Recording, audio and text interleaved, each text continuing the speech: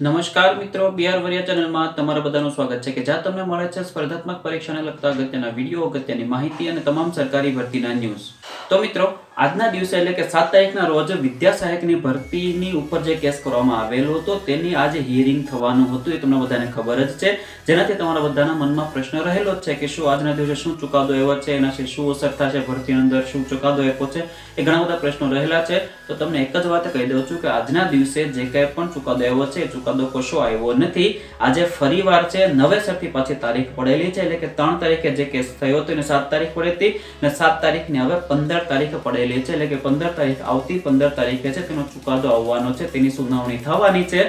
તો હવે જોઈએ કે 15 તારીખે શું થવાનું છે, શું થશે એ 15 તારીખે જ ખબર પડશે. પણ એટલી આપણને ખબર પડી ગઈ છે કે તારીખ પે તારીખ પડ્યા જ રાખશે અને આ ચુકાદાનો અંત કોઈ રીતે આવશે જ નહીં. જે રીતે ફિક્સ પગારદારમાં જે કંઈ પણ એનું આવ્યું છે, જે થતું રહે છે એ તમને ખબર જ છે, એ મુજબ કદાચ આનું બી લંબાઈ શકે છે. જોઈએ હવે કેટલું થાય છે. 15 તારીખ આવી જાય તો સારું છે, તો આપણને એક્ઝેક્ટ માહિતી ખબર પડી જાય. પણ 15 તારીખથી બી કદાચ વધી શકે ખરા. જોઈએ હવે આવતી 15 તારીખે જ બધી માહિતીની ખબર પડે છે. અને બીજી પણ એક વાત તમને કહી દઉં કે ઘણા ખરા મિત્રોએ એવી પણ વાત કરેલી છે કે જે બદલી કેમ્પ છે એ બદલી કેમ્પ જલ્દી જ પૂરો થવાનો છે, જેનાથી છે એના પછી જ તાલુકા પસંદગીની એટલે કે સ્થળ પસંદગીની પ્રોસેસ થવાની છે. તો ટૂંક સમયમાં જ સ્થળ પસંદગીની તારીખની જાહેર થવાની શક્યતા રહેલી છે.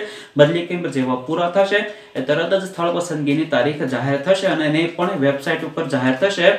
તો મિત્રો, આ જ માહિતી હતી આજના દિવસે તમને આપવાની. આશા રાખું છું કે માહિતી તમને પૂરેપૂરી મળી ગઈ છે અને માહિતી તમને ગમી છે.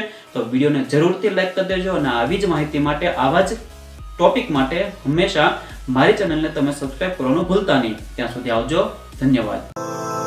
सारे जहां से अच्छा हिंदुस्तान हमारा, हमारा सारे जहां से अच्छा.